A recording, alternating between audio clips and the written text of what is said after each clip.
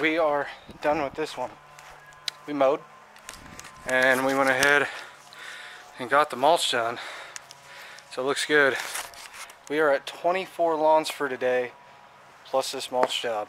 Okay, we got 3 more lawns to go, and as you can see, we're going to be fighting daylight a bit. Like and subscribe. What are you doing? Do it now.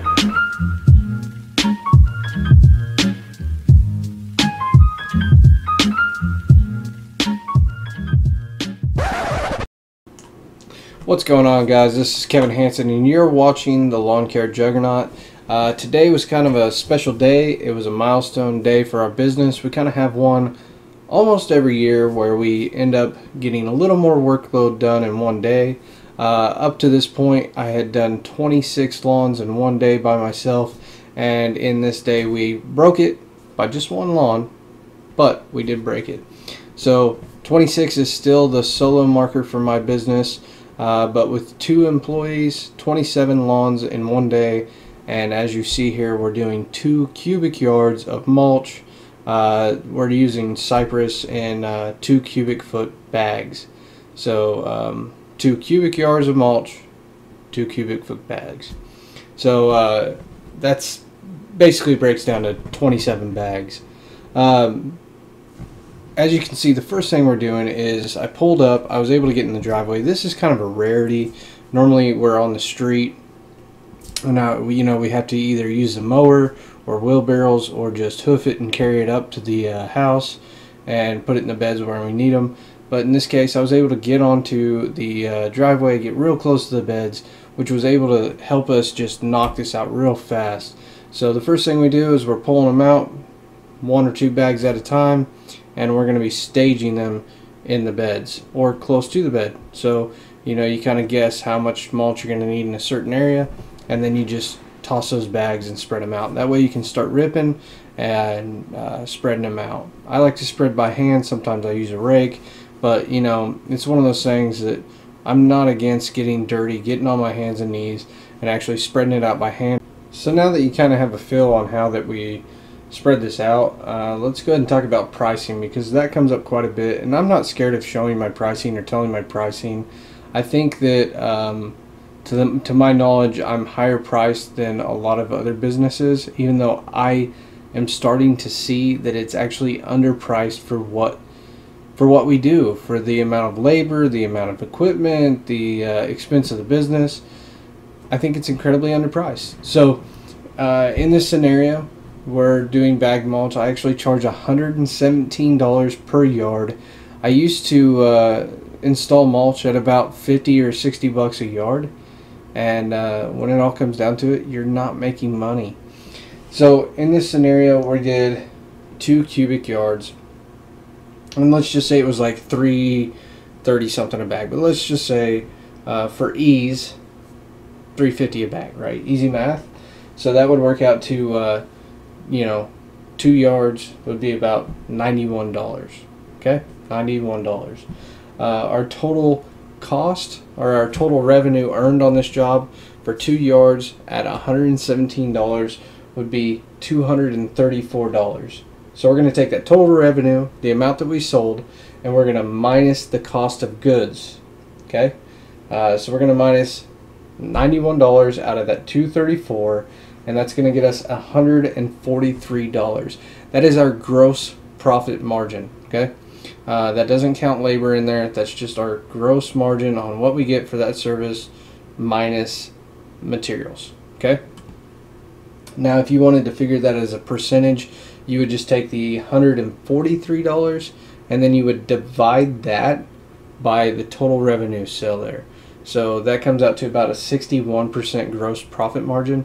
If for any reason you think my math is wrong there, or I did it wrong, please go ahead and let me know in the comments below. But yeah, a 61% gross profit margin, which sounds high, but in reality it's not. Okay, it's not uncommon. The thing is, with my mulch installation here, there wasn't much bed prep because there was a lot already done here. But we do bed prep. If there's stuff we got to haul off and things like that, we're gonna haul it away. If you know, I mean, it's just part of the business. If you're gonna offer a service in your business, you can either be the top shelf or you can be the bottom shelf. It's really up to you.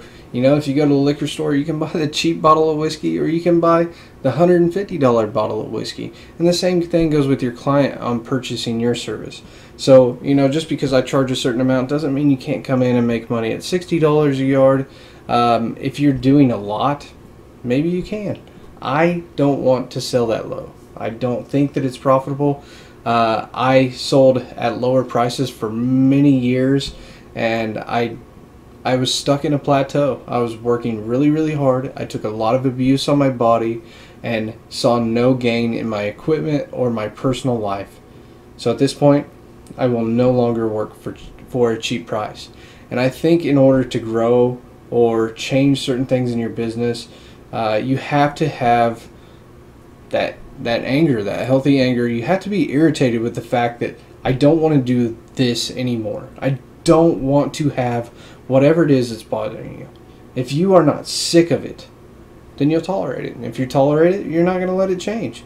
So you have to be sick of it. Like when I went to all weekly on my services, I was sick of it. I was tired of mowing lawns every 2 weeks that were ugly, that were overgrown, that I had to cut 3 or 4 times and then blow out the grass to try to make them look good, and they still just didn't look that great.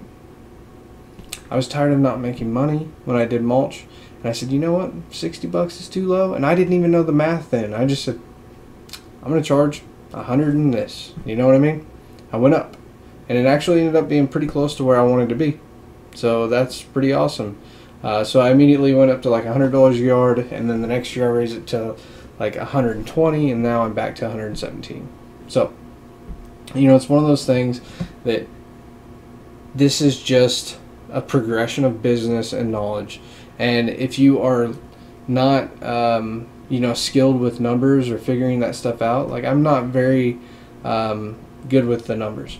I would like to think that I am, but the reality is a lot of the times when people talk about numbers, they're like, yeah, you need to know the numbers of your business, but they won't show you anything. And what they need to show you is the formula. And the problem is, if you don't understand the terminology, that formula gets really confusing anyways. So it's just this stage in business that as you grow, you're going to learn stuff anyways, and you have to force yourself to get out of that comfort zone. So, you know, I can plug numbers in a formula all day long, but it doesn't mean I'm a math guy. I need to know the formula. Like I was great in math in high school, and the reason why is you look at the book and the teacher tells you the exact formula. And then from there, all you got to do is plug numbers in a calculator and you're golden. You get an A. All you got to know is the formula and you plug the numbers. So, as I progress through my videos, I will drop little formulas here and there. And I actually have a buddy that is a whiz with formulas. And speaking to a couple different buddies has really helped me out a lot in understanding a few of the words and the terminology. Because like I believe I've said in other videos that I'm kind of a grunt. I've always been a grunt. I'm a good worker. I like to go out and hustle. When it comes to the office, you know, I kind of slack a little bit. I want to think that I'm a great leader, but I have to admit my weaknesses.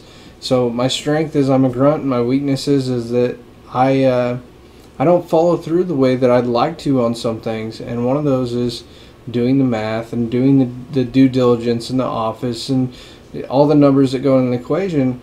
And one of the easiest fixes of that is just knowing your market value and what you can charge and charging the highest price. I'm okay with being the highest price service. Hey, we're coming to the end of the video here, and if you guys are wanting more content, I am posting on Instagram every day, so there's a link to that, and I also share that to my Facebook story. So if you'd like to see some kind of pictures and know where we're at, that's a good way of doing it. So I was talking to a follower in Facebook Messenger, and for the word of the day, let's do dig deep. That was his suggestion. If you have a suggestion, leave it in the comments, and it might just end up in the next video.